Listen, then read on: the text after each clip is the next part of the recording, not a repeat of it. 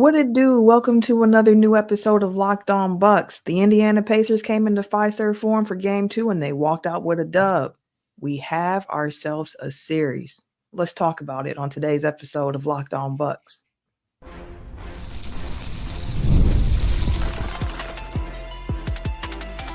You are Locked On Bucks, your daily Milwaukee Bucks podcast, part of the Locked On Podcast Network, your team every day. You are Locked On Bucks, part of the Locked On Podcast Network, your team every day. I'm Camille Davis. You can catch me weekly on the Technical Foul Podcast as well as the Pack a Day Pod. And joining me is Frank Madden, longtime voice of the pod, as well as the founder of brewhoop.com. We appreciate you for tuning in, and we thank you for making Locked On Bucks your first listen every day. We are free and available wherever you get your podcast, as well as on YouTube. Today's episode is brought to you by FanDuel. Make every moment more. Right now, new customers get $150 in bonus bets guaranteed. That's $150 win or lose. So visit fanduel.com/lockedon to get started. Frank, as mentioned, we have ourselves a series now. The Pacers defeated the Milwaukee Bucks 125-108, tying the series up at one apiece for both teams. A noticeable difference in this game for me was seeing the pace at which the Pacers played at. No alliteration intended. It's just the way that happened to come out my mouth. But the Bucks had more cracks in their transition defense than they did in game one, and that showed super obviously throughout this game, in my opinion. Yeah, I mean, everything just came a lot easier to the Pacers than the Bucks in this game, right? Like every time the Bucks just getting the ball past half court was, hard for the Bucks. It felt like for most of this game, versus the Pacers were, anytime the Bucks relented a little bit, tried to go crash the glass a little bit, or stop to complain to the officials for a moment, it was press, right? Push the ball up the floor. And interestingly enough, they had an advantage in terms of like the pure fast break point stats. I think it was 14-5 or something like that. Interestingly, the cleaning the glass kind of points added per 100 possessions by transition actually had the Bucks, like both teams, very positive. The Bucks actually higher than the Pacers, which felt a bit counterintuitive. So I'll think we'll stick with the eye test and say, Indiana, the game was played at the tempo that they prefer. And, I think we just saw like this is the Bucks without Giannis are just an inherently limited team. We talked about them looking old and slow, even when they have Giannis. And without him against a team like this, they can just make the Bucks at times look like they're playing in cement. And I thought that was obviously just, it wasn't like a story the entire night. Obviously, this game ends up a blowout on paper, but Bucks were in this game for, the majority of it. I think it was 92-88 at one point. And then, again, the problem for the Bucks is if they just let go of the rope a little bit, if they lose discipline and transition, blow some easy shots, let the Pacers push the ball off misses, the game can slip away really quickly. And especially on a night where Indiana was making threes, I mean, you can't expect them to go 8 of 38 every night. They were 6 of 31 on wide open threes in game one. And tonight they go 16 for 36, 44%. Yeah, that's liable to happen, right? And I think, if you told me before the game just that Indiana would outshoot the Bucks from three, Bucks were not bad, 41%, 13 of 32, mainly Dame and Brooke doing pretty much all that damage. But I would have said, well, I'm going to pick the Pacers because I think the Bucks have to win the 3-point line if they're going to win games, especially like Giannis. And tonight, obviously, just not enough, And I think you saw tonight why so many people picked the Pacers in this series, especially given the uncertainty around Giannis. So, I think just a reminder, like Bucks are not winning the series unless Giannis comes back. And now the big question is two off days coming up here for Giannis to try to get ready and get right. Maybe 2 days that Chris Middleton's going to need after turning his ankle coming back, but that may swell up as well. And at the end of the day, I think you can say it's tough for Dame Lillard to put up two big scoring games in games 1 and 2. He showed up both games and did everything he could, but game 1 he had enough help. Game 2 he simply did not. Not enough at all. You mentioned very quickly about the three-point shooting discrepancy with these two teams, and the fact that Dame, he had 6 threes of his own. He was 6 of 13. Brooke was 6 of 7, which it feels criminal to not win a game when Brooke Lopez knocks down 6 three-pointers in a game. But those two guys combined for 12 of the Bucks, 13 made threes throughout this game. So, like, you need a little bit more from some of the other guys. That's what we talked about during the game one victory, where it's like, okay, in this game here, like, you might not have that many minutes. You might not even get that many shots. But when you get them, as for the role players, like, you really need to knock them down. We mentioned like Jay Crowder being in game one, knocking down 1 and 2, like a timely 3. He was 0 2. We saw Malik Beasley when he checked into the game, just not good minutes from Bees initially, and Doc just pulled him. He just opted to run AJ Green minutes over Bees, and I honestly didn't have a problem with that in this game. Like, that is the way that it was playing out. Bees didn't seem to have it. Go with AJ Green, who provided a little bit more resistance defensively, as well as knocking down some timely shots. You want to see AJ starting to knock down some of those threes as well when he's on the court. But he only took 1 3 tonight. He knocked down 2 nice little mid-range jumpers off of being driven off the three-point line. So it was nice to see that. But you need a little bit more from the others.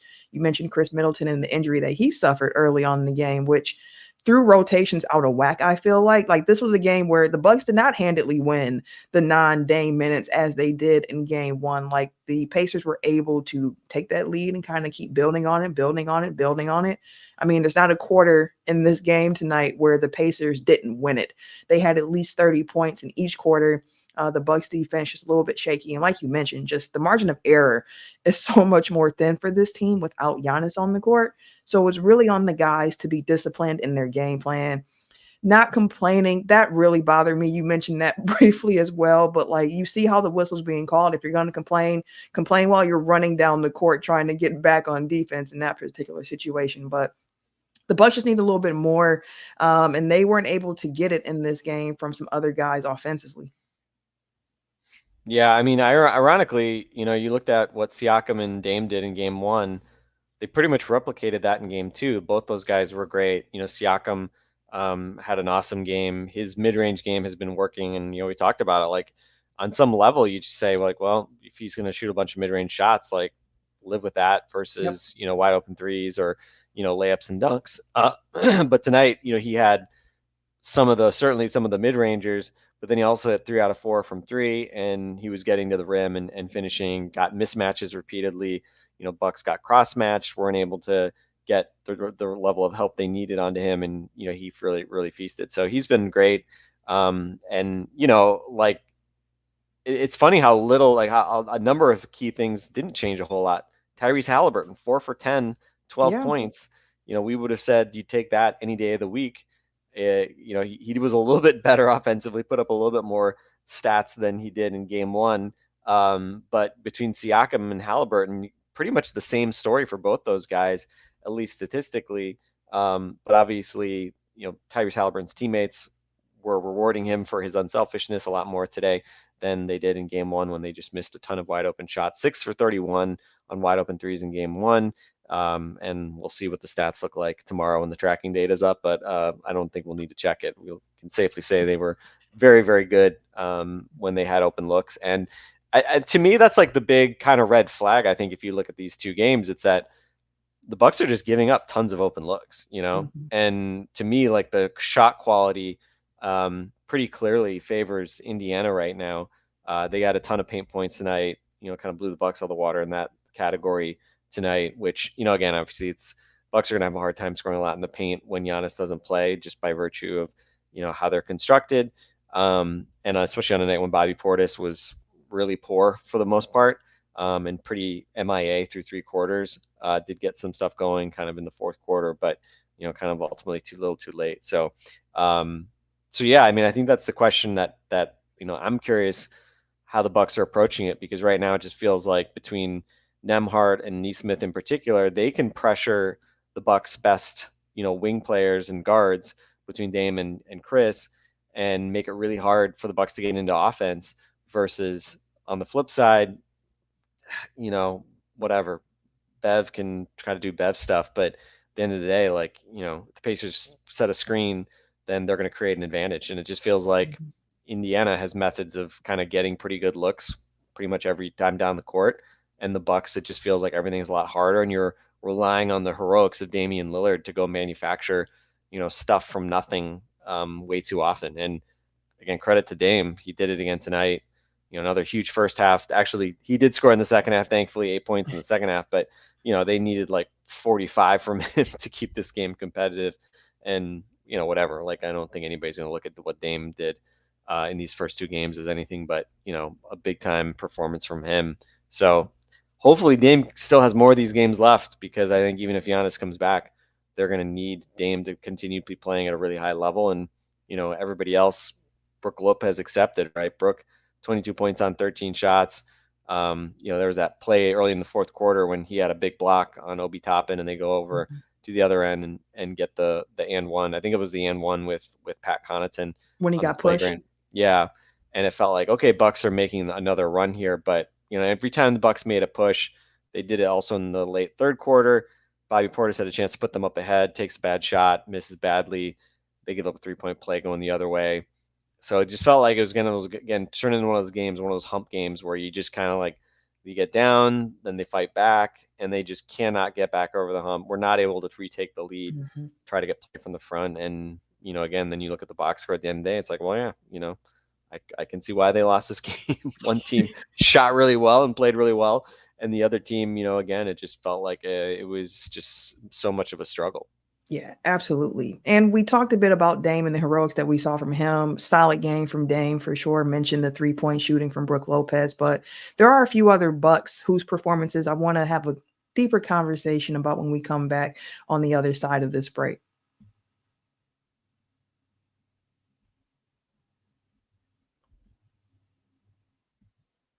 It's never too late to show mom your love this Mother's Day with DoorDash. DoorDash is more than the place to just get you some fast food from. Listen, you can surprise mom with flowers, with gadgets, with self-care essentials, all in one place delivered right to her door.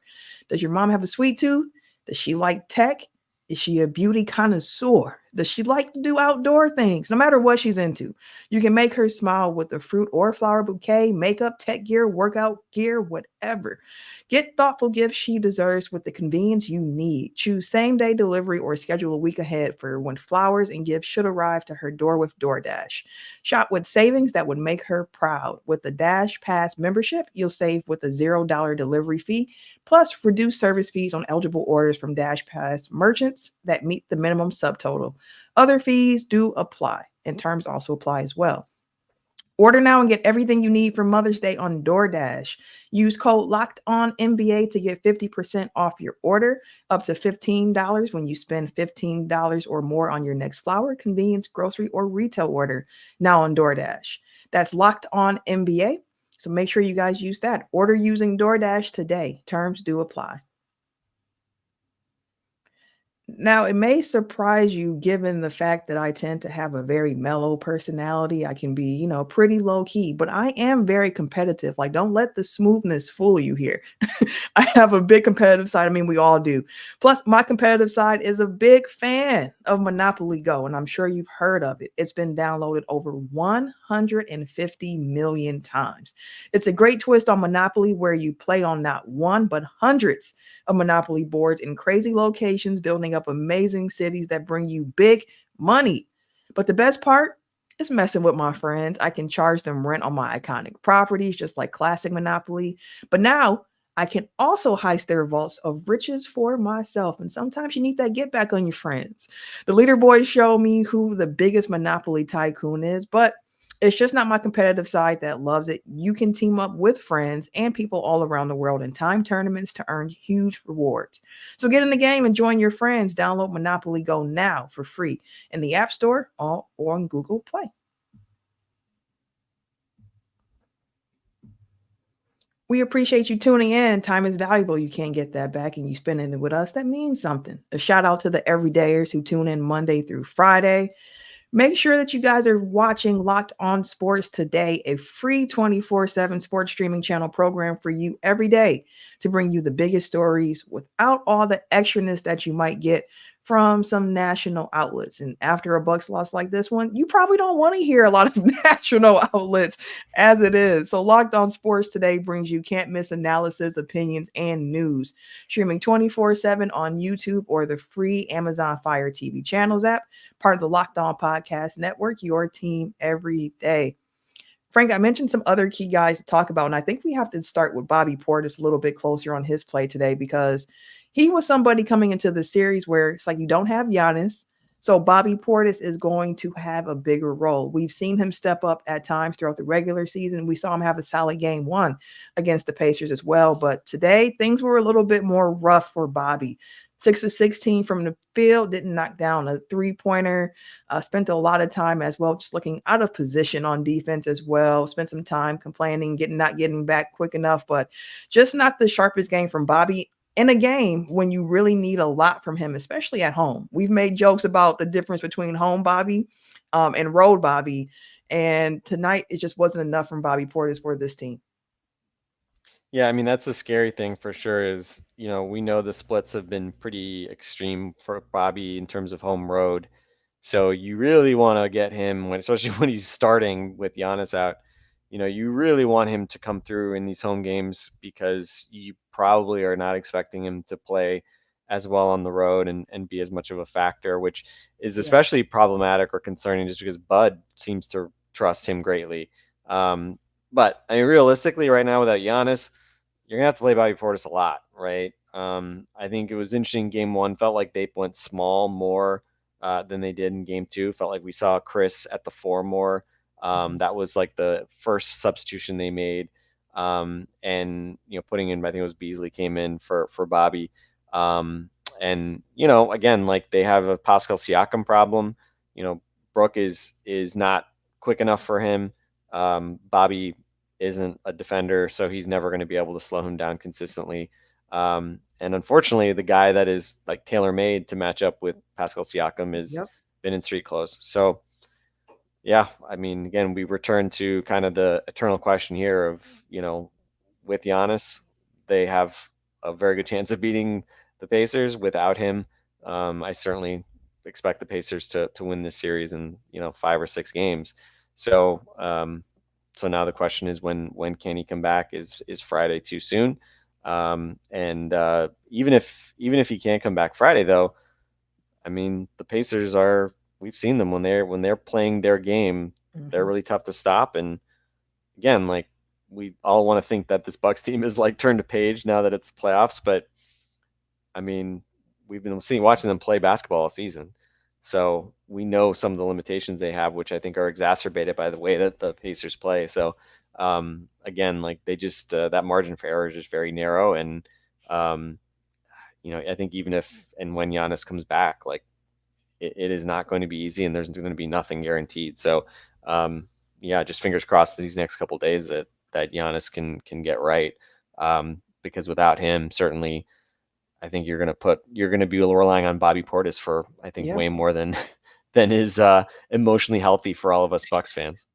A lot of Bobby Portis, and you mentioned the Siakam problem that the Bucks are facing now throughout the series so far, and that was somebody where I was like, okay, like if the offense is going to run through Siakam and he's just knocking down a bunch of mid-rangers, slowing the tempo down for the Pacers, like I can live with that somewhat, but it's a night where he's 3 of 4 from 3 as well, and other guys around him are knocking down shots, and it made me think. I was having a conversation with some of my Tech File guys, and they mentioned like, well, isn't this what you bring Jay Crowder in the game for? Like, isn't this the type of matchup where he's supposed to be super valuable? And I'm like, he's supposed to. Yes, that is a true statement. But a lot of the buckets Siakam has been getting, he's shooting all over the top of guys. It's like he's getting to his spot and he's rising up. He's feeling very comfortable. He's not being sped up. He's able to take his time and get to his spots. And it's been showing with these super effective games that he's had over the first 2. Now, like you mentioned, the best option that the Bucks have against Siakam happens to be in street clothes, but we have no guarantee that Giannis is coming back game 3. It seems like he's trending in the right direction to be coming back soon. Doc mentioned himself, he's close, but we also heard Doc Rivers say that Chris Middleton was close for like 3 weeks. So you take some of that with a grain of salt, at least in my book. But when you look at the Siakam problem that they currently have, when you're thinking about who else they can throw at him or what you would like to see around the defense in regards to Siakam, what are some other things that you would like to see the Bucks try to throw out there to slow him down? I mean, Jay Crowder, yeah, you said it. Jay Crowder should be part of the solution, but he certainly did not look good tonight. This looked like, 2023 playoff Jay Crowder getting benched by Bud. And I think it's an interesting question when, knock on wood, Giannis comes back. What is Jay Crowder's role in this rotation? Because it seems like, Bud is very committed to continuing to give Bobby minutes. Like, I don't think, Bobby's going to have a 9-minute, stint in a playoff game, something like that.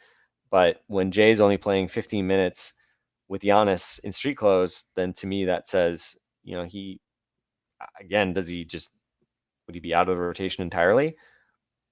I don't know. It's possible, but it just seems like, again, he just doesn't seem like he looks strong enough, quick enough to give Siakam real problems. And obviously with him offensively, it's largely just a referendum on whether he kind of hits the handful of shots that he gets. Tonight he's 0 for 3, minus 21 in 15 minutes, right? And that kind of tells the story. So yeah, the adjustment is, pray that Giannis's calf feels better and that he's able to come back and be the guy that we all know and love, right? Unfortunately, that's my little nugget of wisdom for us. But no Giannis, no hope would be my summation for the Milwaukee Bucks in the playoffs. And I don't know, it sucks, right? Like, you wish that you could buy Giannis more time and all that, but you had that chance tonight, and obviously you weren't able to play at a high enough level to do it. And the Pacers, they looked a bit shell shocked, bright lights looked a bit maybe too bright for some of those guys in game 1, but here in game 2, under the fewer watching eyes of an NBA TV broadcast, on a Tuesday night, they look very comfortable and eventually just and consistent too, right? 30, 32, and 33 points in each of the 4 quarters. Like, it was actually pretty funny. Like, their advantage by quarter was +4, +1, +4, +8 in the 4th quarter. So it was just kind of, Bucks just kind of bled out, each quarter a little bit.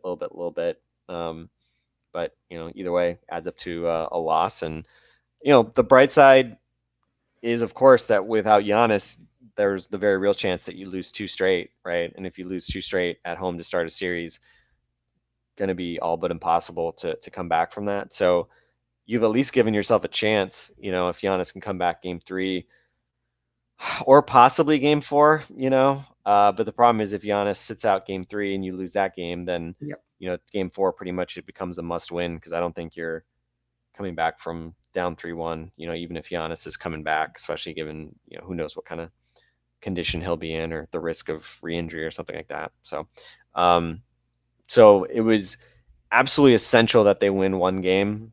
At least at home. You hate to be like saying just win one, right? Because that's the way you always think of like what the road team should be thinking. So it's in some ways mission accomplished for the Pacers. But again, I guess if you want to be the optimist, you could say Bucks did accomplish something as well, because they at least won one game, and Indiana, their biggest advantage was going to come when Giannis was out. And obviously this was a golden opportunity to take 2. They took 1.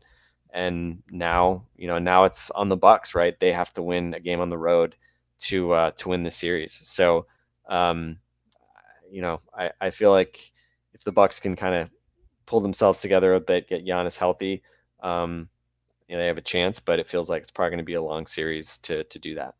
Yeah, absolutely. And series can be long. Like, it's a one game at a time perspective. We talked about that after the Bucks won the first game. Like, it was nice, but it was one game. We want to make sure we can see them continue to stack wins.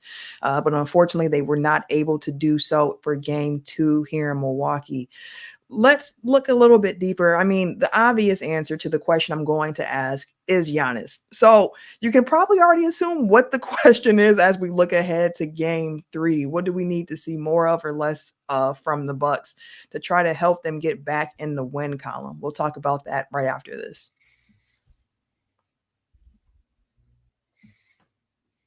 It's an exciting time for sports fans right now, y'all. I mean, you got the NBA playoffs going on right now. You got the NHL playoffs going on. You got baseball in full swing. So FanDuel is the place to head to. It's the place to head to put a bet on every single game. Right now, new customers get $150 in bonus bets guaranteed. That's $150 win or lose. You can't beat that. Bet on everything from slap shots to home runs to slam dunks, all in an app that is safe, secure, and easy to use. So what are you waiting for? Visit fanduel.com/locked on and make your first bet an automatic win. Again, visit fanduel.com/locked on and make your first bet an automatic win. FanDuel, America's #1 sports book. This next segment is brought to us by our sponsor, BetterHelp. Sometimes we all need the opportunity to get something off of our chest, whether it's big or small. Certain things can really start to get to you. So it's important to let that out, especially to somebody who is unbiased on your life. Therapy can be different for everyone. Most of us have bigger problems than what our favorite sports team is doing, losing game two at home, but it's important to get things off of your chest every once in a while. Therapy isn't just for those who've experienced major trauma. It's something that can empower you to be the best version of yourself. So if you're thinking of starting therapy, give BetterHelp a try. It's entirely online, designed to be flexible and suited to your schedule. Visit betterhelp.com/lockedonnba to get 10% off your first month. That's BetterHelp, HELP.com/lockedonnba.